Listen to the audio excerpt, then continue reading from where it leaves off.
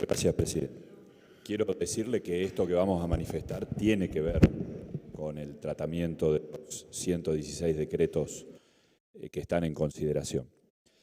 Y creo que más de las cuestiones formales, más lo que está en evidencia es una discusión de fondo, que es si vamos a sostener un sistema como el que manda la Constitución de división de poderes, en donde el poder legislativo, la atribución, la competencia de dictar leyes, sigue perteneciendo al Congreso o lo vamos a trasladar al Poder Ejecutivo. Es decir, en esta reunión creo que queda esto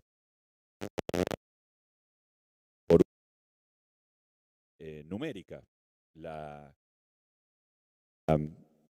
El hecho de que sean 116, nada menos que 116 los decretos de contenido legislativo en consideración, 70 de 9 de legislación delegada, 7 de promulgación parcial, es una desmesura, es de una exorbitancia tal que habla a las claras de que acá en estos 2 años, casi 2 años de gestión de Alberto Fernández, se ha legislado por decreto.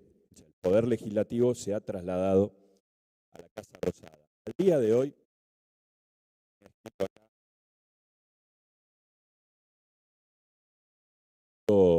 acá lleva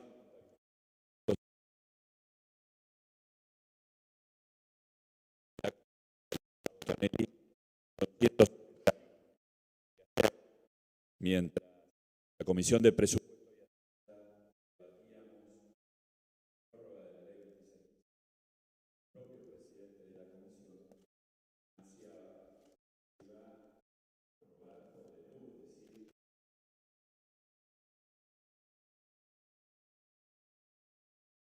Si había alguna discusión, se debía haber dado acá.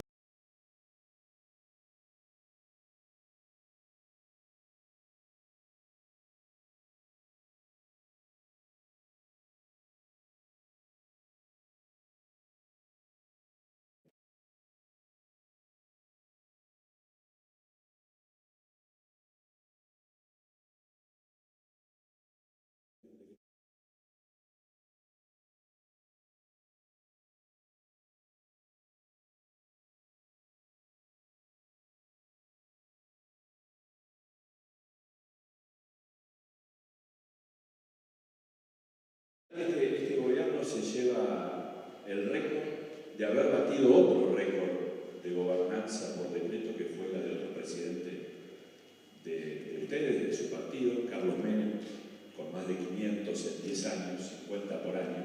Acá se ha superado largamente esa meta.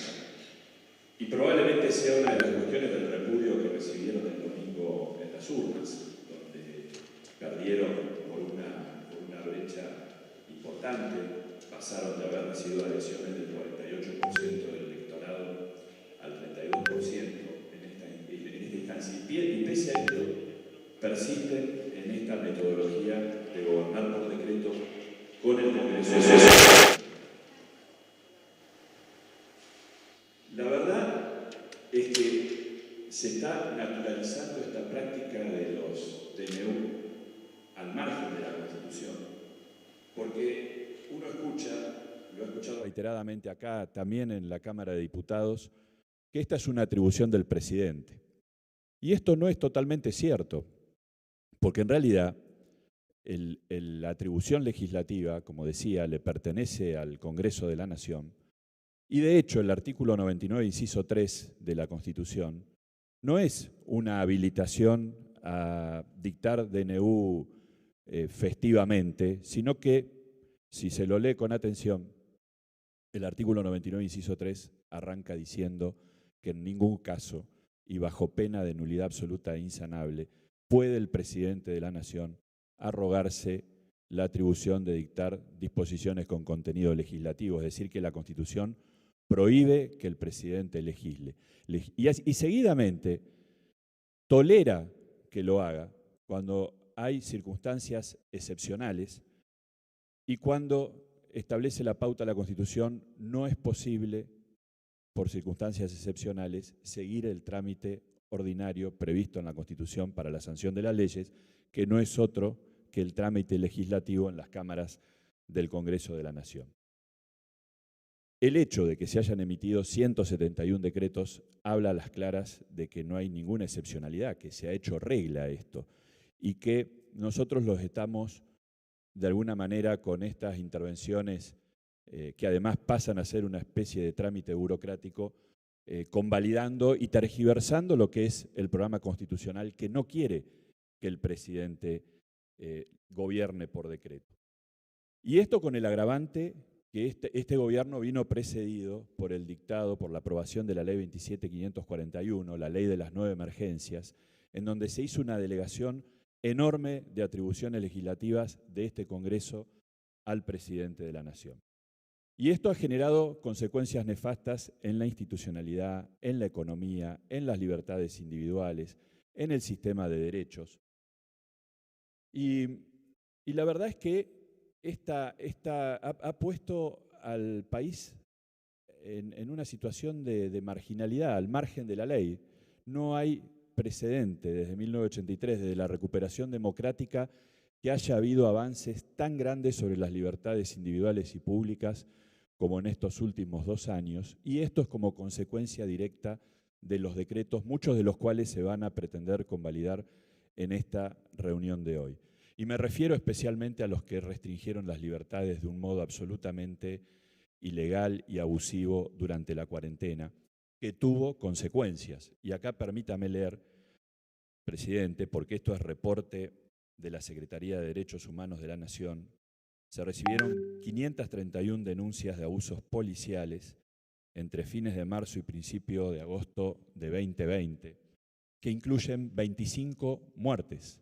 O sea, violencia institucional generada con motivo de la normatividad que provocaron estos DNU que vamos a tratar y que provocaron estos casos. Yo se los remarco porque esta cuestión no puede dejar de ser considerada en el tratamiento de esta normativa. 10 fallecidos en comisarías, muchos de ellos en la provincia de Buenos Aires, 3 en Santiago del Estero, 2 en Tucumán, casos de muerte en comisarías en San Luis. Tenemos el caso de la provincia del Chubut, en donde hubo que interponer un habeas corpus colectivo porque hubo 5.352 detenciones, muchas de ellas Diputado, no judicializadas. Estamos tratando decretos de necesidad de urgencia. Son los decretos de necesidad de urgencia que vamos a tratar, los que ustedes van a convalidar. Lo invito a que por favor se queden en el debate, que Permítame vamos a trabajar con los módulos. Permítame terminar. 2 medidas cautelares que dictó la Comisión Interamericana de Derechos Humanos en relación a la provincia de Formosa. Una de ellas sigue vigente. Y además, algo que se ha mencionado poco, a raíz de la restricción severa de libertades de derechos individuales a que dieron lugar estos decretos, la Argentina tuvo que comunicar a la Secretaría General de Naciones Unidas la suspensión de derechos reconocidos en el Pacto Internacional de Derechos Civiles y Políticos hasta el 31 de diciembre de este año, ¿sí? Y tuvo que hacer uso de esa prerrogativa que le da el artículo 4.3 del pacto. Es decir, hoy estamos fuera del Pacto Internacional de Derechos Civiles y Políticos, un instrumento de derechos humanos que además en el plano interno tiene jerarquía constitucional. Así que fíjese si no es grave esta situación.